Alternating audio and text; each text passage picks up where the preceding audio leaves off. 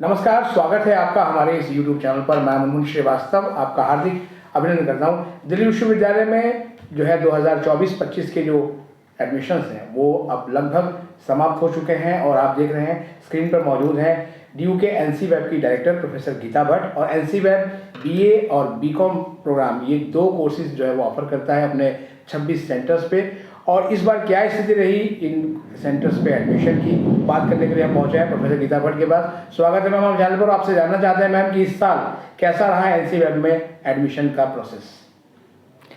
नमस्कार मुनमुन जी, आपके चैनल के सभी दर्शकों को मेरा नमस्कार।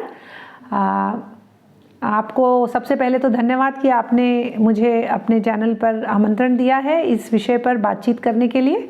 और मैं बताना चाहूँगी कि नॉन कॉलेजिएट में हमारे जो एडमिशन हैं वो काफ़ी अच्छे हुए हैं। हमारे पास लगभग 18,000 एप्लीकेशंस थी और उन एप्लीकेशंस को अगर आप तुलना करें तो हमारे 11,500 से ज़्यादा एडमिशन इस वर्ष NC-Web के माध्यम से दिल्ली विश्वविद्यालय में हुआ है। ये मैं UG की बात कर रही हूँ, अंडर ग्रेजुएट कोर्सेज़ की।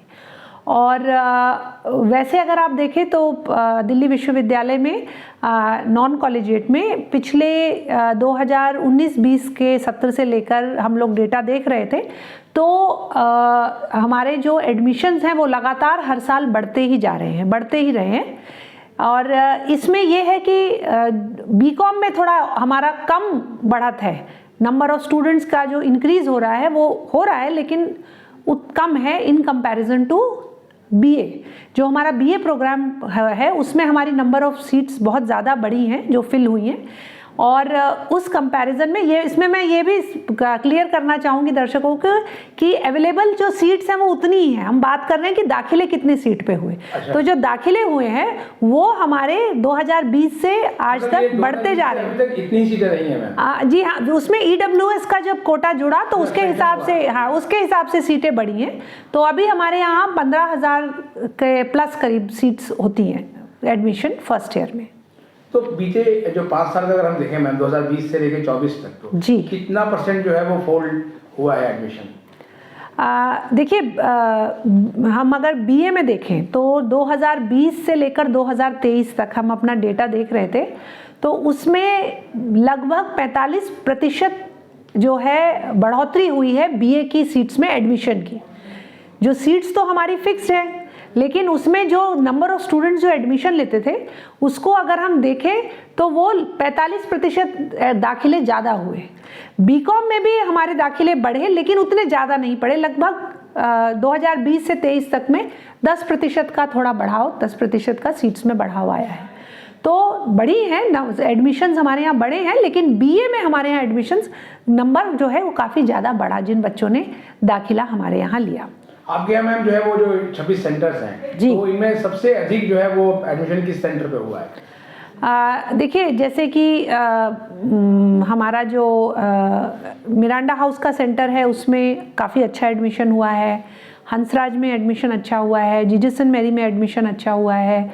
बहुत सारे कॉलेजेस हैं, मतलब हम सबसे ज़्यादा तो नहीं कह सकते लेकिन कालिंदी में अच्छा एडमिशन हुआ है और मैत्री में एडमिशन अच्छा हुआ है। गुरु गोविंद सिंह में बहुत अच्छा एडमिशन हुआ है। केशव में अच्छा एडमिशन हुआ है। तो इस तरह से अगर आप देखें तो हमारे बहुत सारे सेंटर्स हैं, कुछ का मैंने नाम लिया, सब में एडमिशन अच्छे हुए। कुछ जो हमारे बाहरी इलाका जो दिल्ली का जिसे हम कहते हैं वो जो है उसमें हमारे कुछ एडमिशन्स जो नंबर ऑफ सीट्स है थोड़ी सी कम भरी जाती है। ये पहले से रहा है। हाँ जी, अदिति और भगिनी, क्योंकि वो जो है एक बार सीमावर्ती है, आप कह लीजिए NCT का जो national capital of territory of Delhi है उसका जो सीमावर्ती इलाका है उस पर ये दोनों कॉलेजेस हैं। तो शायद ये कारण है कि वहाँ थोड़ा हमेशा से रहे, अगर आप देखें तो हर साल ही बाकी सेंटर्स के मुकाबले थोड़ा एडमिशन कम रहता है। 2024 में मैम जैसे आपने बताया कि BCom में थोड़े एडमिशन कम हुए जी, तो क्या आपको लगता है कि कॉमर्स में दिलचस्पी घट रही है? देखिए, मैं समझती हूँ कि कॉमर्स एक सब्जेक्ट के अनुसार मतलब काफ़ी आज भी बड़ा लोकप्रिय है। और आज के ज़माने में जो फिनटेक है, फाइनेंशियल टेक्नोलॉजी है वो एक बड़ा सॉट आफ्टर फील्ड है और उसके लिए कॉमर्स बैकग्राउंड बड़ा हेल्पफुल है। ये थोड़ा स्टडी करने का सब्जेक्ट है कि थोड़ा बीकॉम में एडमिशन्स थोड़ा सा कम क्यों हो रहे हैं, लेकिन बीकॉम अपने आप में मैं समझती हूँ कि बड़ा मतलब एक इन टर्म्स ऑफ एम्प्लॉयमेंट एक बड़ा सॉट आफ्टर कॉमर्स का जो फील्ड है वो बड़ा सॉट आफ्टर है और हमेशा ही रहा भी है पहले भी। तो कहीं ऐसा तो नहीं मैम कि जैसे अब आपके यहाँ बीए और बीकॉम ही है, बीकॉम ऑनर्स नहीं है या ऑनर्स का कोई कोर्स भी नहीं है, तो क्या ऐसा लगता नहीं है कि एनसीबैब में भी ऑनर्स के कुछ कोर्स आने चाहिए? नेशनल एजुकेशन पॉलिसी में तो जो हमारे विद्यार्थी हैं उनको भी ये विकल्प मिलेगा कि अगर क्योंकि चौथा साल जो बच्चा करेगा वो बच्चे को तो ऑटोमेटिकली ऑनर्स का डिग्री मिलेगी अगर वो ऑप्ट करता है तो नेशनल एजुकेशन पॉलिसी की एक ये अच्छी बात है कि बच्चे को ये विकल्प मिलेगा उसके अपने रिजल्ट के अनुसार कि उसका कैसा रिजल्ट रहता है, कि उसके पास ये ऑप्शन होगी कि वो थर्ड ईयर में पास आउट होना चाहता है या आगे फोर्थ ईयर कंप्लीट करके निकलना चाहता है। मतलब आपके जो प्रोग्राम कोर्सेज के बच्चे हैं वो ऑनर्स में कन्वर्ट हो सकते हैं अगर वो अभी देखिए इसमें तीसरे साल में यूनिवर्सिटी निर्णय लेगी कि किस प्रकार से ये चलेगा, लेकिन इन प्रिंसिपल सैद्धांतिक रूप से अगर आप देखें तो उसमें जो थर्ड ईयर में बच्चे के पास ये विकल्प है कि वो चाहे तो फोर्थ ईयर में और कुछ उसके एक परसेंटेज की लिमिट है, अगर उससे ज़्यादा उसका CGPA होता है तो उसके पास वो ऑप्शन है, वो चाहे तो पास आउट हो सकता है और चाहे तो अगले साल में जा सकता है।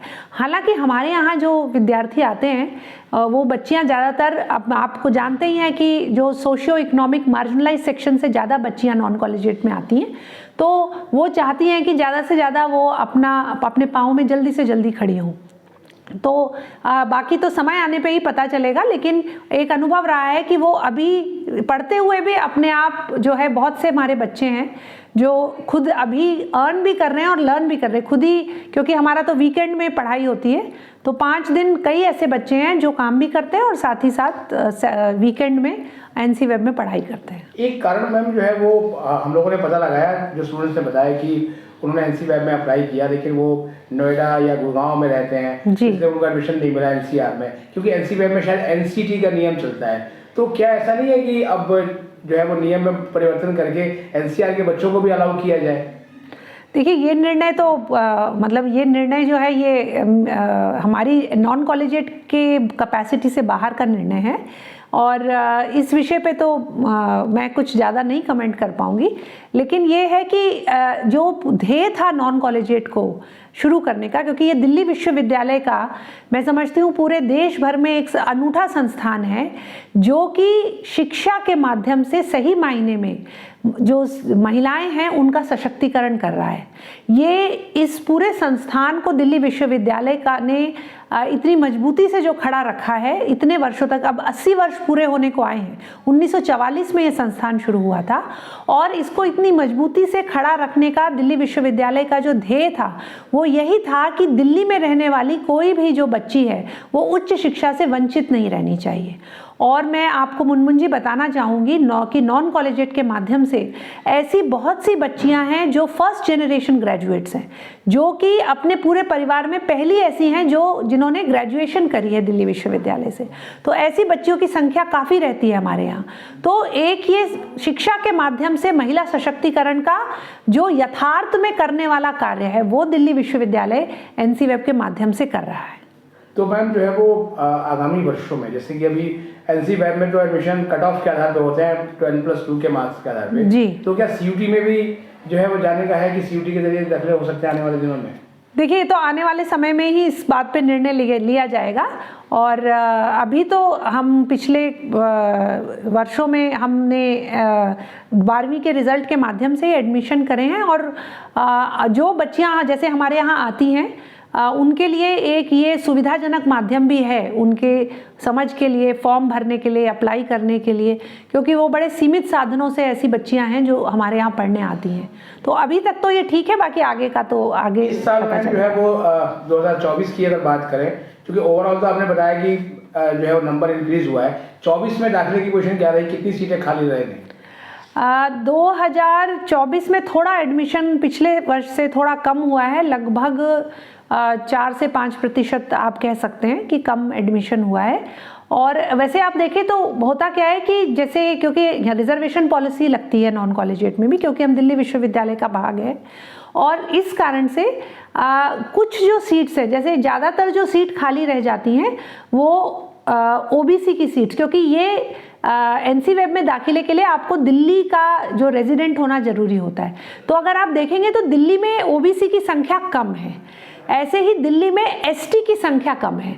तो जो सीट्स हमारी खाली रह जाती हैं वो एक्चुअली ये ओबीसी और एसटी जो सीट्स हैं वो खाली रह जाती हैं हमारी, बाकी हमारा एससी 100% फुल हो जाता है। हाँ, ये मैंने देखा था कि जब शायद आपका सेकंड कट ऑफ आई थी तो कुछ कॉलेजेस में एससी की सीटें भर गई थी। जी, तो हमारी ज़्यादातर, क्योंकि दिल्ली में एससी का जो रिजर्वेशन है, मतलब जो लोग हैं उनके संख्या अच्छी है, पर्याप्त है, तो इसलिए वहाँ तो हमारी सीट्स भर जाती हैं, यूआर में भी भर जाती हैं, लेकिन थोड़ा ओबीसी और एसटी में हमने देखा है कि हमारे कम सीट्स भरती हैं। अच्छा मैम, चूँकि अब इंटरनल असेसमेंट भी मेन कंपोनेंट है, तो आपके यहाँ मतलब बच्चे इंटरनल असेसमेंट कैसे देते हैं? एसओएल में तो ऑनलाइन देते हैं, रेगुलर में असाइनमेंट वगैरह के माध्यम से होता है, एनसी वेब के सेंटर्स पे कैसा होता है? देखिए, नॉन कॉलेजिएट में सब कुछ प्रत्यक्ष रूप से होता है, क्योंकि हमारी क्लासरूम टीचिंग है, तो इसलिए हमारा जो असेसमेंट है वो भी क्लासरूम बेस्ड होता है।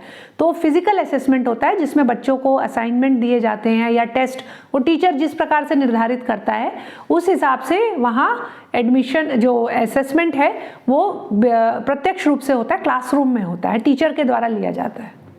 मतलब ये कि उसमें कोई ऑनलाइन सिस्टम नहीं? कोई ऑनलाइन सिस्टम नहीं है, क्योंकि हमारी क्लासेस जो है, हमारी जो पढ़ाई है वो फिजिकल मोड में है, टीचर क्लासरूम में जाके पढ़ाता है, इसलिए असेसमेंट भी वो क्लासरूम में लेता है। तो फिर मैम वो अटेंडेंस वाला नियम भी होगा 67%? देखिए, हमारे यहाँ, जी हाँ बिल्कुल, हमारे बच्चियों के लिए भी वो जो प्रावधान दिया गया है विश्वविद्यालय के द्वारा उसी प्रकार से असेसमेंट किया जाता है। अगर मैम आपसे पूछा जाए भविष्य की योजनाओं को लेकर, क्योंकि आपने एनसी वेब में बहुत सारी चीज़ें इंट्रोड्यूस की हैं, अब बच्चों को थोड़ी प्लेसमेंट भी मिल रही है, उनके फंक्शन भी हो रहे हैं, क्या प्लान है? 2024 जो है वो एंड होने की तरफ है, नवंबर का महीना आधा हो गया जी, तो 2025 के लिए क्या प्लानिंग है एनसी वेब? देखिए, नॉन कॉलेजिएट के लिए जो हम तो ये चाहते हैं कि बच्चियों को हम अपने पाँव पे खड़ा कर सकें। तो एक जो उन्हें कन्वेंशनल डिग्री यहाँ से मिल रही है दिल्ली विश्वविद्यालय से, उसी के साथ साथ हमारा ये प्रयास है कि उनको हम स्किल ट्रेनिंग इस प्रकार से दें कि वो जब यहाँ से बाहर निकले तो वो अपने पाँव पे खड़े हों और उन्हें अच्छी एम्प्लॉयमेंट अपॉर्चुनिटीज़ मिले, उनको ऐसे अवसर मिले। और इसके लिए हम कई प्रयास कर रहे हैं, जिसमें कि हम जो बहुत सारी जो CSR के अंतर्गत स्किल ट्रेनिंग के अपॉर्चुनिटीज़ हैं, ऐसे अवसर मिल रहे हैं, उनको हम एक्सप्लोर कर रहे हैं। जैसे अभी भी वर्तमान में भी एक ट्रेनिंग हमारे लगभग 65 स्टूडेंट्स की training Delhi university computer centre में चल रही है, और उनको जो है सॉफ्ट स्किल्स उनकी डेवलप करी जा रही हैं, और साथ ही साथ उनको जो है डिजिटल ट्रेनिंग भी साथ में दी जा रही है।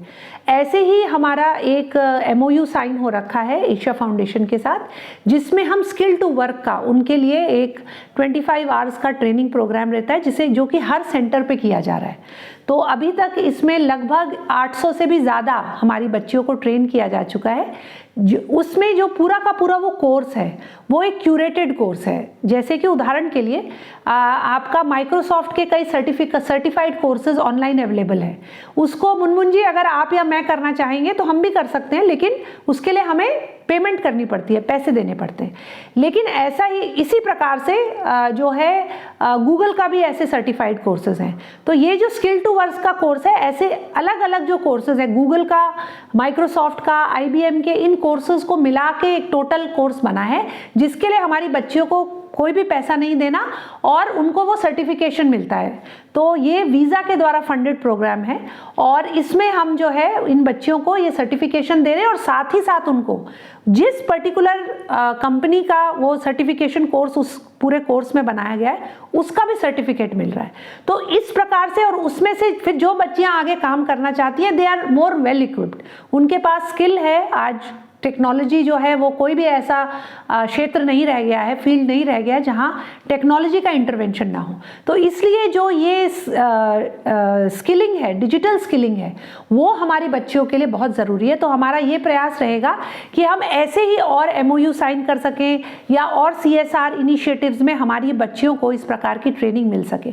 ऐसे ही कुछ ऑप्शन हम और भी अभी एक्सप्लोर कर रहे हैं which are related to artificial intelligence, और साथ ही जो कॉमर्स फील्ड में इस प्रकार के सर्टिफिकेशंस अवेलेबल हैं उनको भी हम एक्सप्लोर कर रहे हैं। डिजिटल मार्केटिंग है, जैसे ऐसे कुछ कोर्सेज हम एक्सप्लोर कर रहे हैं ताकि हमारी बच्चियां जो हैं वो सेल्फ रिलायंट बन सके और आगे वो ज़्यादा स्किल कोर्सेज के साथ अपने आप को इक्विप महसूस करें। आज का मैडम लास्ट सवाल जो है वो 80 साल हो गए हैं NCVAP को, और NCVAP के छात्राओं ने नए कीर्तिमान भी स्थापित किए होंगे और पुरानी छात्राएं भी जो है बड़ी शख्सियत रही होंगी, तो उनको जोड़ने के लिए कुछ एलुमनाई बेस बनाने की शुरुआत हुई है कि नहीं? जी हाँ, हमारा बिल्कुल ये प्रयास है कि हम अपने जो एलुमनाई हैं उनको नॉन कॉलेजिएट के साथ जोड़ें। इसके लिए हमने अपनी वेबसाइट पे एक लिंक भी डाला हुआ है जिससे के माध्यम से हम कोशिश कर रहे हैं कि हम ज़्यादा से ज़्यादा अपने नॉन कॉलेजिएट के पास आउट जो हमारे एलुमनाई हैं उनका डेटा को हम इकट्ठा कर सकें ताकि आने वाले समय में हम उनका कोई कुछ कार्यक्रम करा सकें, उन्हें जोड़ सकें। तो वो प्रयास जारी है। बहुत बहुत धन्यवाद मैम हमें समय देने के लिए। Thank you.